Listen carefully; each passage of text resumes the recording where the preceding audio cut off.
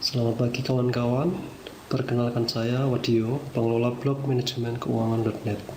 Dan untuk lebih jelasnya mengenai saya, Anda bisa mengunjungi blog kami di manajemen keuangan.net, yaitu sebuah blog yang menyajikan materi-materi bagus untuk membangun kemampuan di bidang manajemen keuangan akuntansi, baik itu di perusahaan-perusahaan konvensional, modern, ataupun di lembaga-lembaga non-profit seperti lembaga pengelola zakat, yayasan, dan lain sebagainya. Video tutorial ini sebagai usaha kami untuk melengkapi artikel tentang cara menghitung zakat properti produktif yang sudah kami post di blog manajemen keuangan.net dengan judul yang sama, yaitu inilah cara menghitung zakat properti produktif. Dalam artikel ini Anda bisa melihat, Anda bisa membaca lengkap sebenarnya di sini, mulai bagaimana cara menghitung zakat properti produktif, kemudian contoh-contohnya seperti ini yang kami sertakan juga, kemudian perhitungan penyusutannya, rumus-rumusnya, dan Anda bisa mendownload template form tabel dari perhitungan zakat properti produktif serta penyusutannya. Rumus-rumusnya sudah ada di sini, tinggal Anda baca, Anda download, kemudian Anda gunakan. Dan untuk melengkapi artikel ini, Anda bisa melihat video tutorial ini di YouTube, kemudian Anda mendownloadnya juga bisa sebagai bahan ajar Anda. Oke, mari kita mulai dengan tutorial penggunaan ataupun cara untuk menghitung zakat properti produktif. Seperti kita ketahui bersama, di form ini saya membagi ada dua bagian besar di dalam form ini, yaitu pendapatan dan pengeluaran.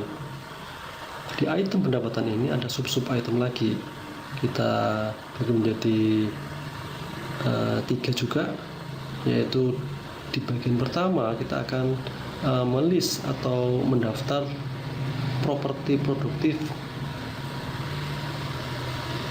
pendapatan properti produktif yang kita miliki, kemudian dikurangi dengan item kewajiban lancarnya.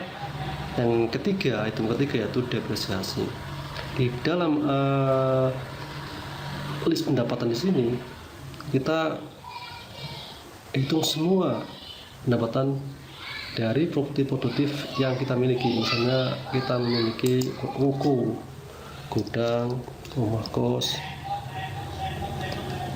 atau misalnya rumah sewa, pendapatannya ini. Pendapatan ini kami hitung dengan perkiraan yang umum, yang berlaku secara umum. Dimana untuk besarannya Anda bisa melihat di kami di sini sudah ada sini.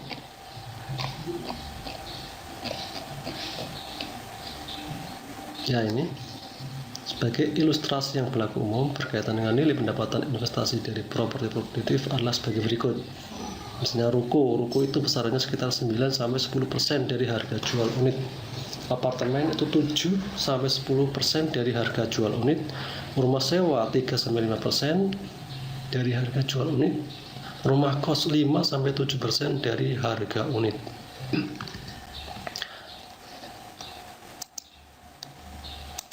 Ini contohnya, rukonya 200 juta, kemudian gudangnya 25 juta, rumah kosnya 50 juta.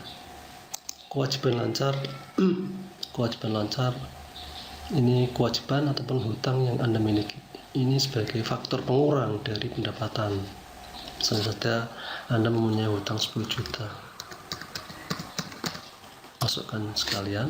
Kemudian depresiasi kita menghitung nilai depresiasi dari setiap properti produktif yang kita miliki. Misalnya ruko berapa per tahunnya, ini per tahun Mbak ya, per tahun Mbak. Gudang 25 juta, rumah kos 25 juta. Hitungannya seperti apa? Hitungannya di sini sudah kami sertakan juga. tinggal Anda download dan Anda gunakan. Ini contoh saja, ruko misalnya harganya 1M, kemudian rumah sewa 500, rumah kos 1M, 1 miliar. Ini pendapat akumulasi depresiasi per tahunnya ini 125, 50 juta. Kita masukkan ke sini. Nah, ini ruko 100, gudang 25 juta, rumah kos 20 juta. Total dari pendapatan bersihnya adalah 90 juta, yaitu 270 juta dikurangi 10 juta, kemudian dikurangi 175 juta. Kemudian untuk item pengeluaran, bagian untuk pengeluaran terdiri dari biaya operasional dan kebutuhan pokok. Misalkan biaya operasional selama 12 bulan kita anggap aja 12 juta. Kemudian pokoknya, kebutuhan pokoknya 24 juta untuk makan, untuk minum dan lain sebagainya. Kita anggap sebagai kebutuhan pokoknya. Nah, selisih antara jumlah pendapatan bersih dengan pengeluaran itu merupakan peningkatan atau penurunan properti produktif. Peningkatan jika nilainya itu plus berarti peningkatan, kalau minus berarti penurunan. Di sini kita contohkan besarnya 54 juta. Selanjutnya kita bandingkan dengan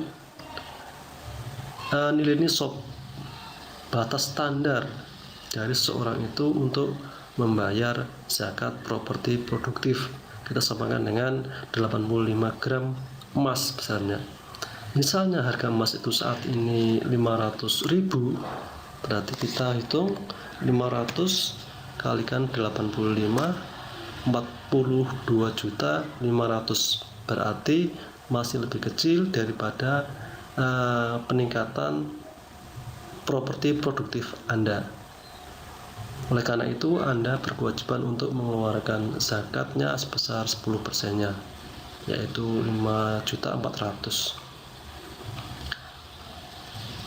Seperti itu cara untuk menghitungnya.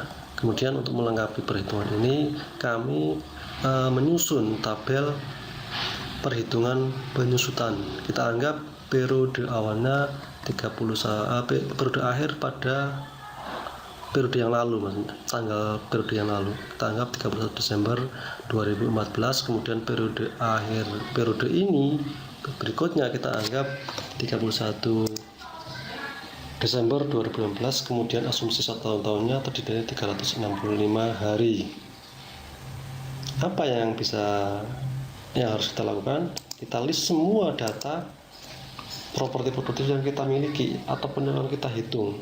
Dalam hal ini, contoh di sini kita menghitung ruko, rumah sewa, rumah kos. Kita masukkan nilai perolehannya, entah itu kita dapat atau kita beli, kita masukkan di sini nilainya. Kemudian ini nilai dari jumlah unitnya dikalikan dengan harga perolehannya, kita ketemu ini. Sehingga nanti Anda tinggal masukkan ini aja, jenisnya apa aja, jumlahnya berapa, nilai perolehannya berapa, tanggal perolehannya berapa, masa manfaatnya berapa. Yang ini akumulasi penyusutan sampai dengan periode akhir periode ini dan kemudian penyusutan bulanan serta nilai bukunya ini otomatis akan terisi sendiri karena di sini sudah ada rumus-rumus Excelnya. Anda nggak perlu memperbarui di sini, Anda tidak perlu mengisi sendiri, Anda tinggal mengisi yang harga perolehannya, jumlah unitnya, kemudian tanggal perolehannya, dan masa manfaatnya. Otomatis yang ini akan terisi sendiri.